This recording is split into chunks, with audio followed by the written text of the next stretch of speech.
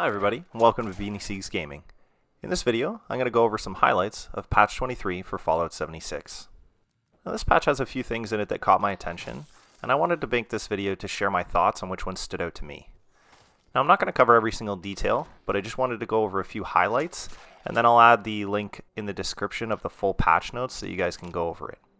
Bethesda continues to add more nerfs and more buffs to a few more perks and the damage output of them, but they've also fixed a few quest bugs and exploits.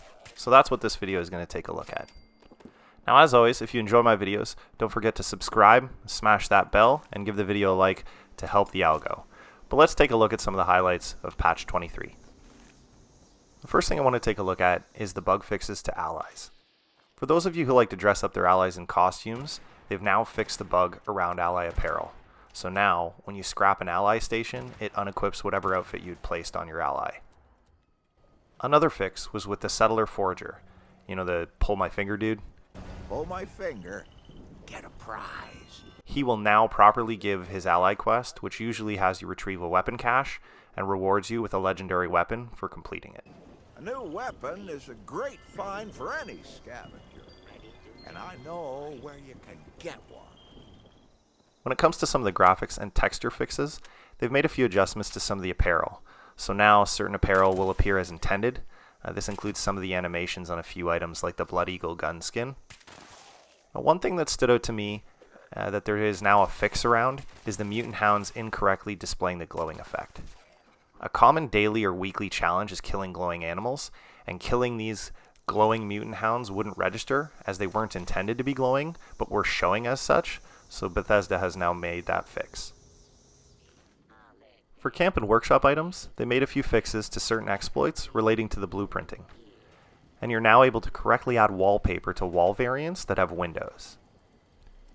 They've also fixed some snapping issues related to the new Coca-Cola secret door and the Slocum Joe vending machines and counterpieces, which I know are popular, so I'm sure that'll make the camp building community really happy. A big one that got fixed was that turrets will not attack neutral NPCs or merchants anymore. This one seemed to happen to me personally, and a lot of it was super annoying, and I know I'm not the only one that's happy to see this fixed. Item fixes patched in are mostly related to having certain cosmetics appear as intended, and when it comes to the mole miner pails and technical data, they can now no longer be dropped, sold, or traded. I know a lot of people used to sell technical data, but I don't know how much of a market there has been for it, but that's one of the updates that happened with patch 23. There were also a few cool UI fixes around the daily ops missions. Now, in Operations Report, they've added the XP and caps earned. It will also list no more rare reward roles available instead of none. Now, these are some minor quality of life fixes, but they are a welcome addition. Another bug fix related to daily ops is the issue around the progress bar not progressing when capturing an uplink. They've also fixed an exploit that would allow you to complete the daily op devoid of the timer, so that would pretty much guaranteeing that you're going to have a chance at a rare reward. I know a bunch of people were using that exploit to farm all the rare rewards, but just as a heads up, Bethesda's now patched it. Another thing is that the Trade Secrets quest now correctly points to the proper locations for that quest, so no more guessing. The last piece I want to cover in this video is some of the nerfs and buffs added in this patch. I suspect these changes are to further help balance things with the advent of One Wasteland, but to start, they've addressed an issue allowing weapons with certain legendary attributes to deal much higher damage than originally intended.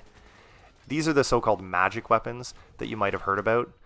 Angry Turtle did a great video highlighting these weapons a while back, but as of patch 23, these weapons have been adjusted back to what they were originally intended to do. The instigating legendary effect will now apply damage bonus additively instead of being multiplied. For the perks, they've also adjusted the damage on the Nerd Rage perk so that it also applies additively instead of it being multiplied. I know that's a popular perk, so that change affects a lot of people out there and a lot of builds. But the other one to consider as well is that the Tenderizer perk card will now work as originally intended, with targets now taking increased damage after being attacked. So that's another one that can balance out. All in all, patch 23 had some good and some bad, but overall I feel the changes being made in the game are for the better in the long run. I can honestly say I've enjoyed the One Wasteland changes, as it's made the game a little tougher, which in some areas I really don't think is a bad thing.